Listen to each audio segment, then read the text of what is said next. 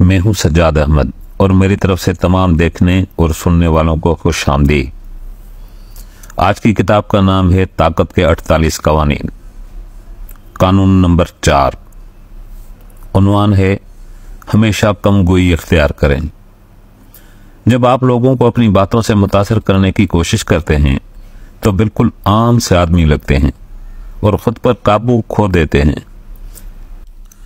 لیکن اگر آپ ایک بالکل عامیانہ سی بات بھی مبہم اور غیر واضح انداز میں کرتے ہیں تو یہ دیوی دیوتاؤں کے الفاظ کی طرح بن جاتے ہیں۔ طاقتور لوگ کم گوئی کے ذریعے لوگوں کو متاثر کرتے ہیں اور اپنا رعب اور دبدبہ قائم رکھتے ہیں۔ آپ جتنا زیادہ بولتے ہیں غلطی کا امکان اتنا ہی زیادہ ہو جاتا ہے۔ طاقت و اقتدار نمود و نمائش کا کھیل ہے، اور جب آپ کم بولتے ہیں تو یقیناً اس سے زیادہ طاقتور لگتے ہیں جتنے آپ حقیقت میں ہوتے ہیں۔ آپ کی خاموشی دوسروں کے لیے بے چینی پیدا کرتی ہے۔ لوگ وضاحت چاہتے ہیں، ان کی خواہش ہوتی ہے کہ انہیں علم ہونا چاہیے کہ آپ کیا سوچ رہے ہیں۔ جب آپ اپنے الفاظ ادا کرنے میں احتیاط کرتے ہیں تو لوگ آپ کے اصل ارادوں تک نہیں پہنچ سکتے۔ آپ کے مختصر جوابات اور خاموشی لوگوں کو مدافعانہ رویہ اختیار کرنے پر مجبور کر دیتی ہے، اور گھبراہٹ یا خاموشی دور کرنے کی کوشش میں وہ اپنے اصل ارادے اور کمزوریاں آشکار کر دیتے ہیں۔ وہ آپ کے ساتھ ملاقات کے بعد یہی سوچتے رہتے ہیں کہ انہیں ان کے رازوں اور صلاحیتوں سے محروم کر دیا گیا ہے، اور وہ آپ کے ہر لفظ اور انداز پر غور کرتے رہتے ہیں۔ آپ کے مختصر جوابات کو ملنے والی توجہ آپ کی طاقت میں اضافہ کرتی رہتی ہے۔ ایک نوجوان فنکار کے طور پر اینڈی وارہول کو احساس تھا کہ صرف باتیں کر کے آپ لوگوں سے اپنی مرضی نہیں کروا سکتے۔ لوگ آپ کے خلاف ہو جاتے ہیں، آپ کی نافرمانی کرنے لگتے ہیں اور آپ کی خواہش کے بالکل خلاف عمل کرتے ہیں۔ اس نے اپنے ایک دوست سے کہا کہ میں نے یہ سیکھا ہے کہ جب آپ خاموش ہوتے ہیں تو زیادہ طاقتور ہو جاتے ہیں اور دکھتے بھی ہیں۔ اس کے بعد کی زندگی میں اینڈی وارہول نے بہت کامیابی سے یہ حکمت عملی استعمال کی، اور اس کے تمام انٹرویوز جیسے دیوی دیوتاؤں کی علامتی باتوں جیسے الفاظ پر مبنی ہوتے تھے۔ وہ غیر واضح اور مبہم باتیں کرتا اور انٹرویو کرنے والے بعد میں ان باتوں کے معنی تلاش کرتے رہ جاتے۔ وہ یہی تصور کرتے کہ اس کی بے معنی باتوں کے پیچھے کوئی بہت گہری معنی پوشیدہ ہے۔ وارہول اپنے کام کے بارے میں بہت کم بات کرتا، اس کے بجائے کہ وہ دوسروں کو مطلب نکالنے کے لیے وقت دے دیتا۔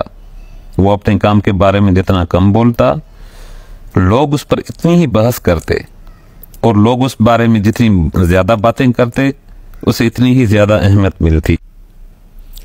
صرف انتہائی ضروری بات کرنے سے آپ بہت بامعنی اور طاقتور بات کا تاثر دیتے ہیں۔ اس کے علاوہ آپ جتنا کم بولتے ہیں، کسی غلط بات کے منہ سے نکل جانے کا خطرہ بھی اتنا ہی کم ہوتا ہے۔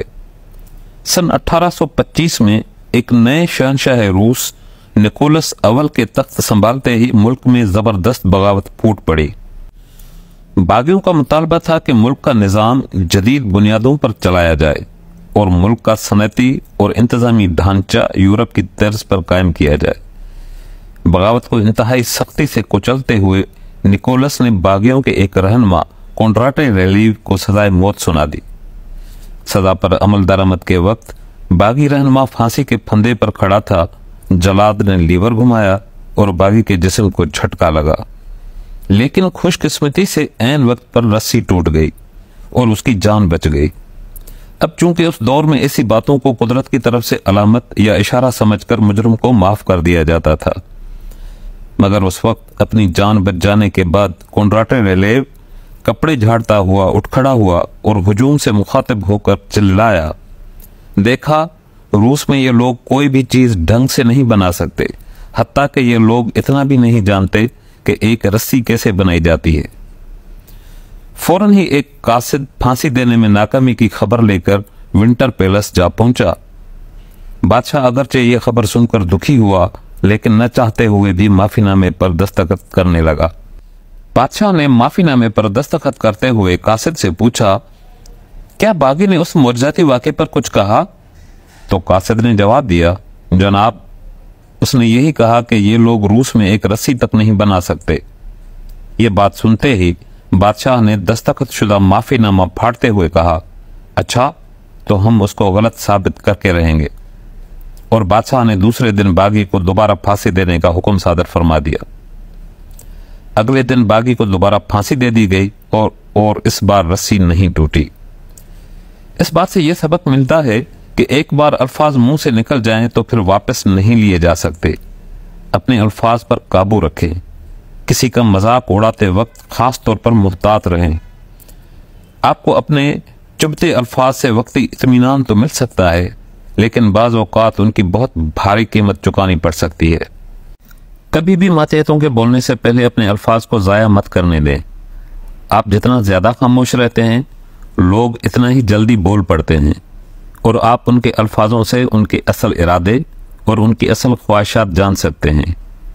اگر حکمران کی شخصیت میں کوئی پر اسراریت نہ ہو تو اس کے ماتحت یا دوست اس سے بہت زیادہ فائدہ اٹھا سکتے ہیں۔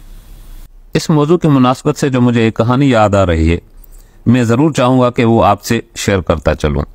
ہو سکتا ہے کچھ لوگوں کو اس بات کا علم ہو کہ جب چاند پوری طرح سے چمک رہا ہوتا ہے تو سمندر میں جو موجود سیپیاں ہوتی ہیں وہ چمکتے ہوئے چاند کو دیکھ کر اپنا پورا منہ کھول دیتی ہیں، اور اسی دوران جب کوئی کیکڑا ایسی سیپی کے کھلے منہ کو دیکھتا ہے تو اس کے منہ میں کوئی پتھر یا سمندری گھاس پھینک دیتا ہے، جس سے سیپی دوبارہ اپنا منہ بند نہیں کر سکتی اور کیکڑے کی خوراک بن جاتی ہے۔ یہی انجام اس شخص کا بھی ہوتا ہے جو بے وقت اور بے سوچے سمجھے اپنا منہ کھول دیتا ہے اور بولنے کے بعد سامعین کے رحم و کرم پر ہوتا ہے۔ یہ تھا سجاد احمد جنیجو، اور کتاب کا نام تھا 48 Laws of Power، طاقت کے 48 قوانین، جس کا قانون نمبر تھا 4۔ دیکھنے اور سننے کے لیے بہت شکریہ۔